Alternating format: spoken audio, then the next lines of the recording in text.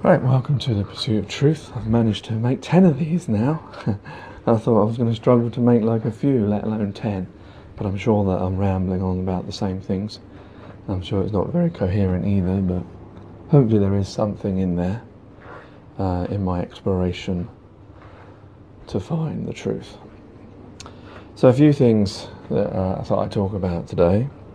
Please, if you'd like to, comment. I'm on Anchor FM, which is where the podcast is recorded, and then it's relayed on YouTube, and I think it's on some other casting things.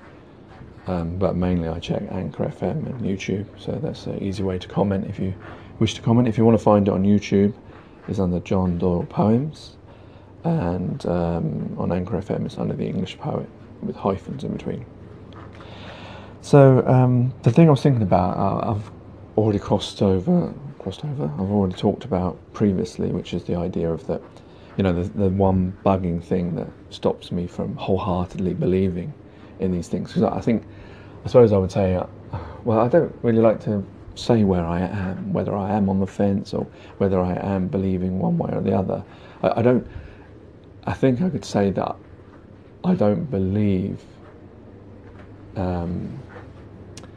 in the. Well, I don't know. It's difficult to say. I don't think I have enough evidence to say which way or the other. I suppose the thing is I don't want to. It's not that I don't want to commit. Is it because I don't want to make a mistake, or is it because I feel that it's not necessary for me to clarify which side I'm on? Well, that sounds really, really suspicious. That makes me sound like a shill now, doesn't it? I mean, of all the stuff that I've listened to on YouTube, and if it is accurate, it's made me question, I would say that, question everything that I know, question whether we are on a spinning globe, whether these events, the terrorist events that have happened, have been genuine. That's what I'd say, I don't think I believe those. I would find it very difficult to commit to that. I'd find it a lot easier to believe in that we've been lied to. So on the thing of the bugging thing that keeps me from wholeheartedly moving over, and this could be the way that I've been brought up, the way I've been taught. I think the thing is, I'm going off a tangent again, is a lot of the time I know that if suddenly everyone, like people came out and scientists came out, TV, and they all decided that yes it is flat earth and that's it, I would easily be able to jump on. But that's really weird, because it means that I'm still working the same way, that I'll only believe something when administration, when the important people, as it were, have clarified it, which is not good, really. It still shows that I still am conditioned. But I just want that's my truthful response to where I am. But that shows you how, we are conditioned in that way. And I know there's a lot of people that that say they will argue for the globe, and what vested interest do they really have in it? They're just ordinary people like me and you who've just been brought up on other people's teachings. We have no way to verify a lot of the things we've been taught, and we don't do that because we are never taught to question being taught, if you know what I mean. So a lot of people, if it's suddenly the media did say yes, it is true, it is a flat earth, here's a picture of it, everyone will then suddenly fall onto that straight away. Which is maybe a problem, because that just shows that conditioning is still working. No matter how much truth you get, you're still conditioned. But that's the problem with us as beings, because we are taught. We don't just naturally learn how to do things. I suppose originally we must have had to do, but I don't know, that's a nature versus nurture type argument, isn't it? So the thing, yes, that I was trying to start 4 minutes ago was about, the thing that holds me back is the idea of how could so many people be misleading us? Is that even possible? Would it be possible for 1,000 people to keep a lie, to make a lie up about the Earth being a circle, and years later, and people still believe in it. And then there was a program I was watching. It was on BBC Two, I think, The Pilgrimage, which is about these celebrities that are going on this pilgrimage. And one of the things they mentioned, one of them was an atheist, and he mentioned the idea of a man-made religion, and that's stuck in my mind. And now, I am a Muslim, I believe in God, but it just made me think that he proved, by him saying that if you do believe that, say, the Bible, the Quran, the Torah, the other religious books were all man-written, that they were made up, and that Jesus didn't really exist, or someone very similar, or they added things, so they made up Jesus and Muhammad and Abraham and all the prophets. It was all man-made. They made it up to control people. If you believe in that, which the vast majority of people probably do, then you already believe in the concept that it's possible for people to lie to you without you knowing. So that's made me think that, this idea that, how would 100 people keep this secret? How would it be possible? But the proof is, if you believe that religion is man-made, somebody 1,000 years ago wrote all these things down and made billions of people. How many? Is it like 5 to 6 billion people? I mean, I know those figures are absolutely rubbish because there aren't that many religious people really, that actually really follow it. But the ones that claim to follow it is about 5 to 6 billion, if census are even accurate. But let's just say, even if it's 1 billion people, someone wrote something 1,000 years ago, made it all up.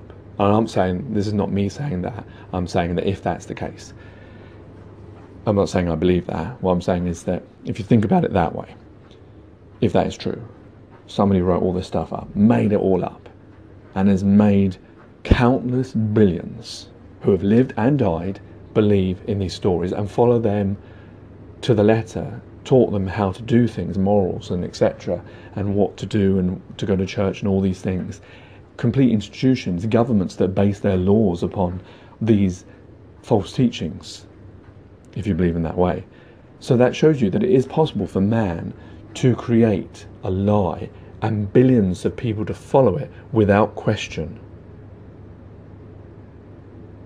And maybe this gets back to the idea that I hear a lot of people, whether it's Jamie Brown, whether it's Des, whether it's Dal from Sheeps and Heaps and Beyond the Imaginary Curve, when they talk about the idea of science being a cult. And you can equate the two then, if you think about it that way. So that's an example of how it would be possible. Because we as a species, we do believe in people. We believe in what we're taught. We start from an early age when we teach our children to read and write and to speak and spell. That's how it works. They don't question from the very beginning that, are you telling me the truth? Is it really A to Z? No, they learn it, and once they've learned it, that's it. That's the thought process. That's how the thought process works. And it's difficult to unlock that and do things differently because we're all taught in that way. So that proves that it could be possible for people to create a lie convincingly for thousands of years.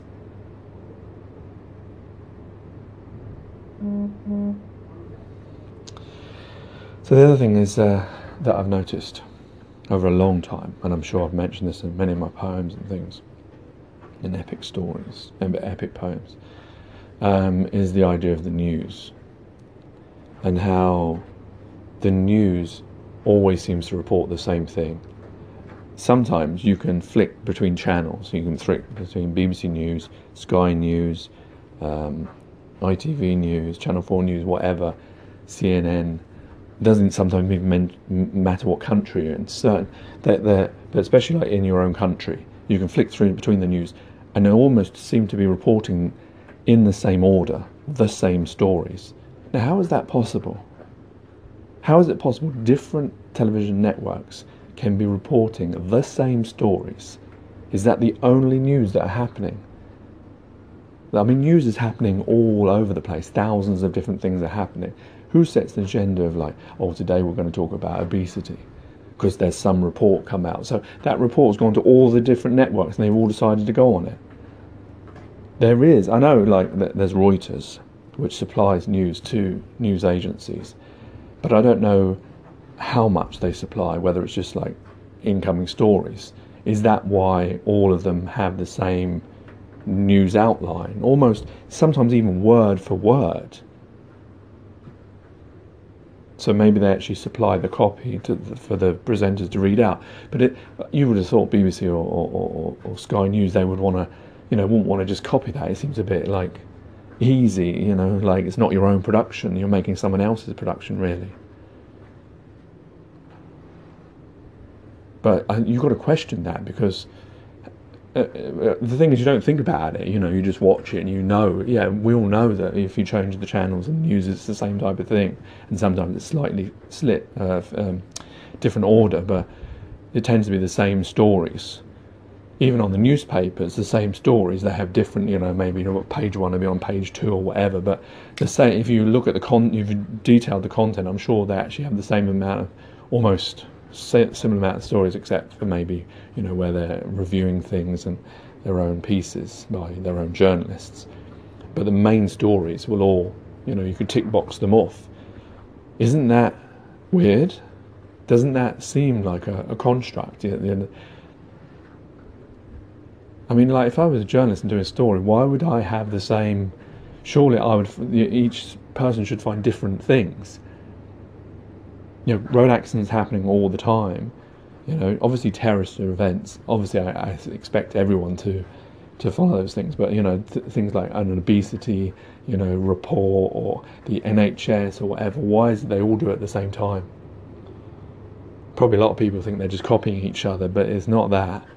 Is that they must be getting the source from someone else that supplies all of them. That's probably Reuters, and I think there's another news agency that does that type of work for them. So it's easy to manipulate then. That's what that really means, isn't it? It's easy to have all the news networks around the world tell the same story. It's like I heard, I don't know which channel it was on, when they were talking about 9/11, that they believed that the buildings came down, they were timed to come down at that time where all the networks around the world will be watching, because the first plane most people missed. I saw the second plane go into the building, and then I saw the buildings come down. So I think the first plane was in the building, and then that, everyone would then be, looking, and so then they would see the second plane, and then they would see the buildings come down, because normally buildings, they would take hours. They burn for hours before they fall down. I mean, all those buildings fell down very, very quickly. Even if you do want to believe the idea of jet fuel somehow making it more structurally incomplete, Building 7 still came down very quickly and it never got hit by any plane.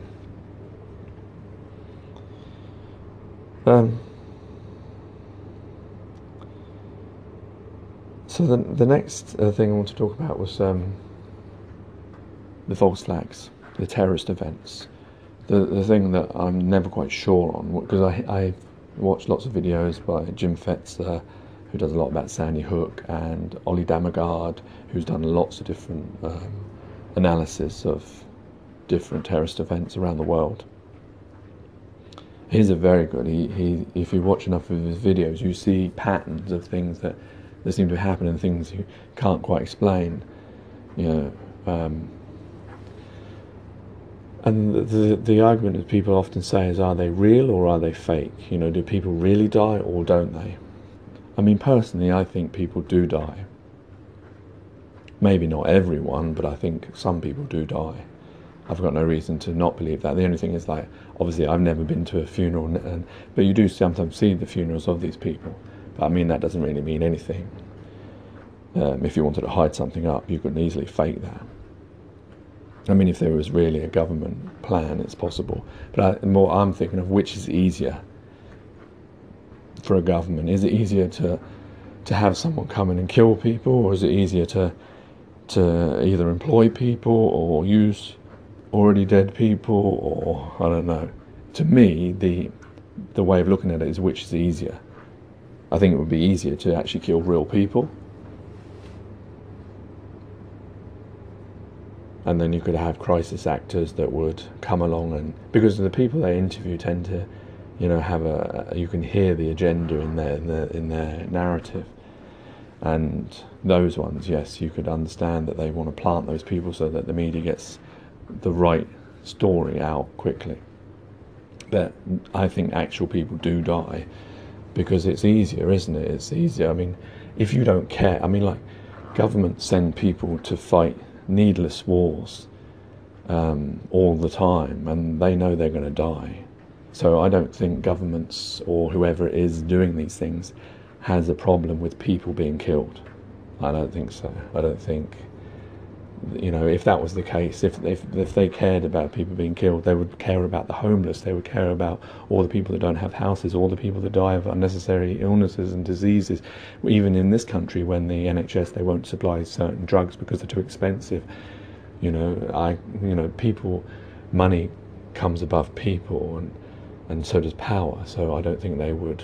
I think it would be easier for them to just kill them rather than, let them be killed. Now, the question is whether the terrorist is, how is that person? Is that person trained? Is that person allowed to do it? That's, I guess, an easier way.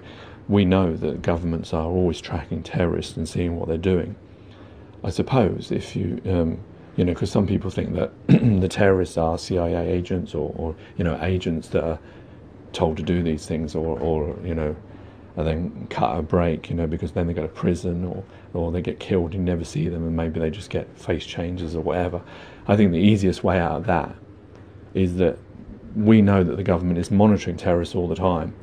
The easier way is, rather than getting someone to do something for you, is just allowing them to do it, just making it possible. If you know that someone's going to do it, you can make sure that it would be easier to get someone to pretend to be say a fellow Muslim brother and help them out and make sure they have the explosives and stuff like that, and that person disappears, and no one ever knows about that person because they will never investigate that person. They only ever investigate the actual terrorists because they're always lone wolves.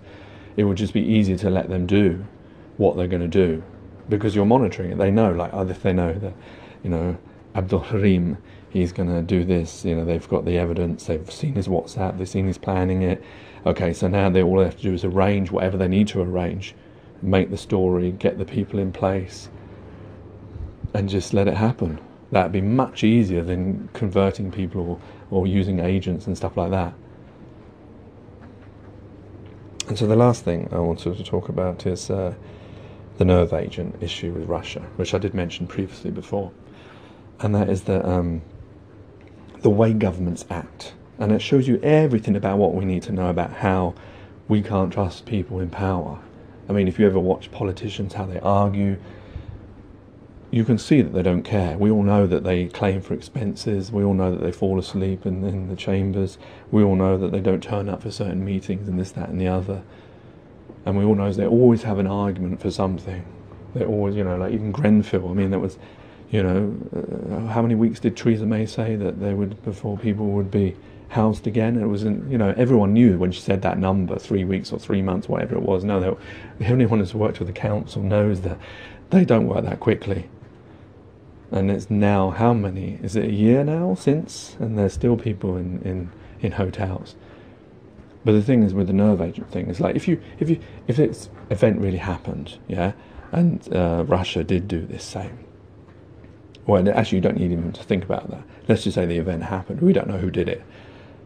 Wouldn't it make sense, if you were reasonable people, yeah, you think it's, you've looked at this stuff and it looks like it's a Russian agent, a Russian made in Russia.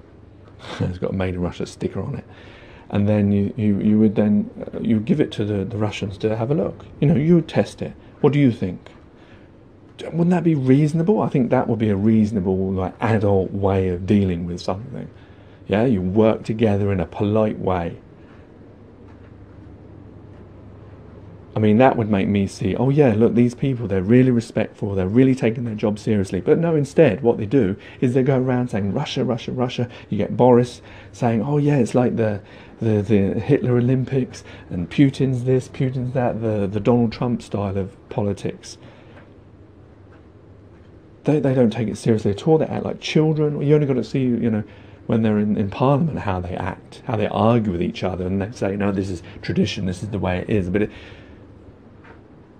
if you took school children and showed them politicians and showed them this is how they act, would you want your children to act like that? Or would you like them to be a bit more responsible and take things more seriously and do things, you know, working together without, you know, what happened to the presumption of innocence before guilt? But Russia were named, like, instantly. But that's what I mean. You can see how people act, and you can see how it's a setup. It looks like that. Because otherwise, why wouldn't they just let them do a test? Okay, maybe their argument is going to be, wow, they can't be trusted. What do you mean they can't be trusted? But because that's the narrative that they always like to put about Russia, about the Middle East, about any countries not the West, that they wear the black hats, we wear the white hats. Wait a minute. Do you know our own history, the West's history of Europe, of the UK, of England, of America? How many countries we invaded, how many illegal wars, how many false flags we've done? Come on, yeah? Let's not make out that any one of us is better than another. I don't know. So that to me is another thing that just shows you that the way things are run are just not the way things should be run. But it's amazing that there aren't more people, you know, like the film network, getting to their windows and screaming, I'm as mad as hell and I'm not going to take it anymore. But yet we don't. No matter how many voices remind us of it. Anyway, that's enough from me. Hope you've enjoyed. Please like, share, comment. Take care, take it easy. God bless and peace.